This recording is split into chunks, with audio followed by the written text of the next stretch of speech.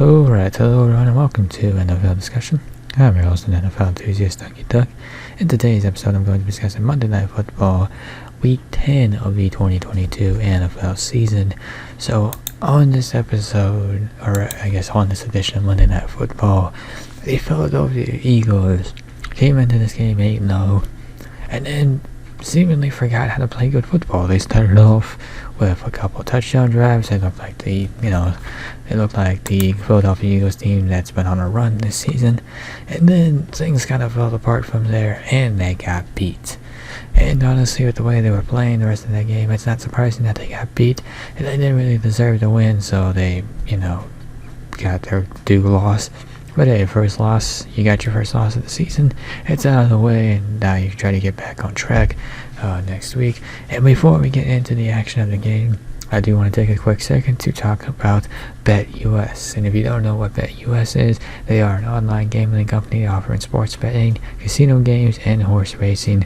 And as of October 2020, they are an A-rated sportsbook on sportsbookadvisor.com, if that means anything to you.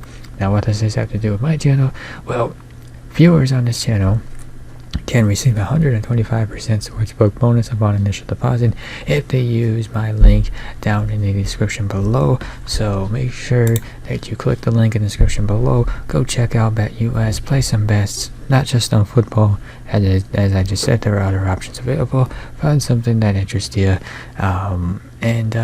With that, we'll go ahead and get right into the action. Starting with the Commanders. Taylor Heinicke completed 17 of 29 passes for 211 yards and an interception. So Heinicke had some of the more unique highlights for a quarterback in this game, or he had some of the most unique highlights for a quarterback in this game. His first came on a snap that would sail over his head, and he would manage to corral the ball, heave it past the line of scrimmage, and avoid a intentional grounding call. Good self-awareness on him for that one. Later, he all but sealed the game by giving himself up for a sack, only to take a hit from an Eagles defensive player and draw a 15-yard penalty for a fresh set of downs. So to Heinicke's credit, he made a handful of impressive throws, including a 41-yard rocket to Terry McLaurin in the third quarter. And with this win, he's now 3-1 as a starter this year, and has the Commanders on the fringes of the playoff race in the NFC, having taken over for an injured and struggling Carson Wentz. He doesn't seem like he's giving the job back, even if Wentz is ready to go next week against Houston. And just to add on to that, Taylor Heinicke continues to add to his case to be the starter going forward for Washington. His return to the starting lineup has injected some new life into the team. Washington went from a squad struggling through every game to a group that plays with passion and the belief it can win every week. They nearly pulled off a win against Minnesota, but some mistakes late in the game ended up preventing that, and they seem to learn from those mistakes this time around and hung around to win on the road. And it wouldn't have happened without a few key completions from Heinicke, including that deep shot to Terry McLaurin. He might not be the most gifted passer, but he made the most of the throws necessary to upset the Eagles on the road. His final stat line tells a different story than the tape does, and when Rivera goes over that tape, Heinicke, well, he might not be so quick to go back to Wentz, or he might not be going back to Wentz at all. And when you talk about Washington getting the win here, really, it just comes down to them having the better game plan here. They put together a strategy to keep pace with the Eagles in this game, and it really revolved around one thing, and that was controlling and dominating time of possession, keeping the ball away from the Eagles offense. At one point in the third quarter, the Commanders had more than quadrupled the time of possession, and it showed in the final score.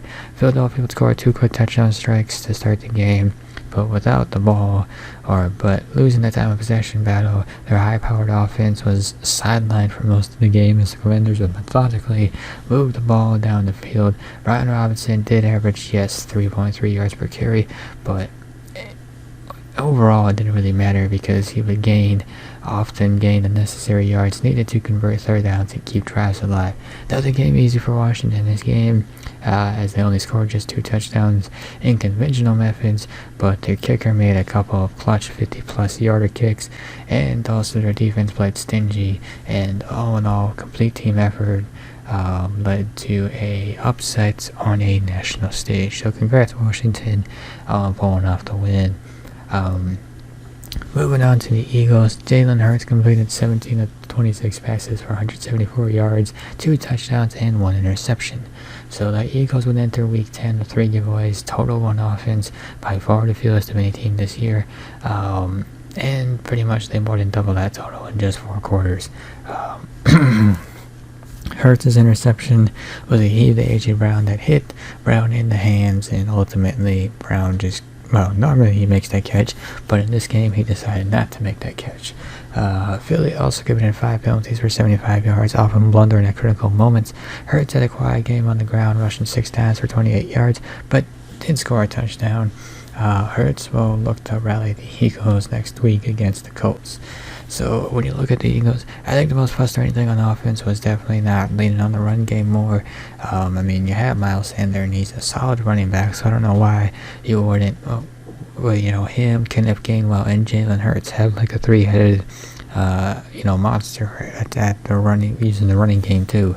They were losing the time of possession battle and all this, trying to air it out and run the ball. Jalen Hurts, you weren't really doing yourselves any favor. Washington was, winning the time of possession ball because they were grinding it out. And ultimately, I think Philadelphia, they want to keep pace in the time of possession battle. They should have grinded out on the ground more than they did. Also, I think another thing that worked against Philadelphia was some hesitancy on defense. The defensive coordinator, John Gannon, he's definitely going to want to use his tape as a teaching tool for himself. The Eagles avoided dialing up blitzes in the first half, trusting their front forward to generate pressure organically, which they did not. And instead, both phases of Washington offense was able to find just enough success to keep drives moving. Instead of getting aggressive with the intention of forcing Tyler Heineke to make mistakes, Heineke did throw an interception, but ultimately that's really all you... but that was all you really did there. The Eagles opted to play coverage, and it gave Washington just enough space to pick up tough yards on the ground and allow Heineke to find open targets downfield. Throughout the first 2 quarters, Washington's receivers appeared to be constantly open on key downs, and it showed with the lead that the Commanders had built.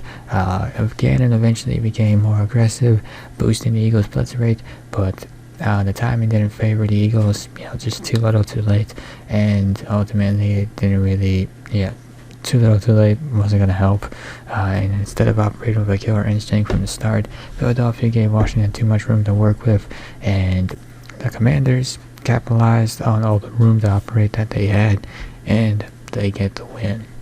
And with that, I will wrap up this episode, or not this episode, but this discussion on Monday Night Football. And now it is time for my favorite segment of the week, and that is the Throwing in the Towel segment. So for those who are unfamiliar, Throwing in the Towel is a weekly segment done every week on this channel on Tuesday. Basically, what happens is that every team who took a loss this past week in football, basically all their performances get evaluated, and then I make a decision on one team throwing the towel on their season, effectively labeling them as pretenders, not contenders. So just to do a quick recap, Week 1 has been rescinded. It was originally the Jets who were on a bye this week, but that has been rescinded. Week 2 was the Texans. They lost to the Giants. Week 3 rescinded as well. That was the Seahawks. They're coming off a loss to the Buccaneers in Germany, and it seemed like they forgot to bring their offense with them. Week 4 was the Panthers. They got a win over the Falcons, but that's not a statement win. Week 5 it was the Steelers. They got a win over the Saints, but that's not a statement win either. Week 6 it was the Bears. Tough loss to the Lions by about 1 point. Justin Fields certainly put on one of his better games, at least on the ground. Week 7 it was the Lions. They got a win over the Bears, but that's not really a statement win. Week 8 it was the Jaguars coming off a loss to the Chiefs. Week 9 it was the Raiders, who Honestly, I thought they were going to go lower after getting blown out by the Saints, but then they got beat by the Jeff Saturday-led Indianapolis Colts. Yeah, so it kind of got worse for them. And then that leads me into Week 10. And basically, the decision came down between the Cleveland Browns and the New Orleans Saints. And between those two, I went ahead and picked the New Orleans Saints. So not long ago, Saints head coach Dennis Allen was adamant that Andy Dalton would remain the starter at quarterback. But after Dalton struggled against the Steelers, Allen wasn't quite so adamant about Dalton being his quarterback. Really, what happened was Winston got injured, but even after Winston got healthy, he was basically benched for Dalton. But now Allen's basically acting like, oh, we're going to take a look at, Winston and see if he really is healthy, really is good to go. He is. It's just a matter of deciding if you want to go back to him. And I think really the question becomes what, if anything, the Saints can really do about their quarterback position. I would say probably nothing this season. The offense hasn't really looked any better under Jameis Winston, and he was even more prone to turning the ball over than Dalton was. The reality is that whoever the Saints roll out under center is going to be more of a liability than an asset. And in the current NFL, it's hard to win with any consistency if you have to overcome poor QB play on a weekly basis. Also, their defense has seemed to regress a bit, which is strange because Dennis Allen was the defensive coordinator for many years in New Orleans, and he just, so that hasn't really changed. I don't really have much of an argument for Dennis Allen to be one and done as a coach, but I would understand if he was one and done. But that is my team for this week, the New Orleans Saints. Week 10 Saints. And with that, we'll go ahead and wrap up this episode of NFL Discussion. If you enjoyed this episode, be sure to hit that like button down below.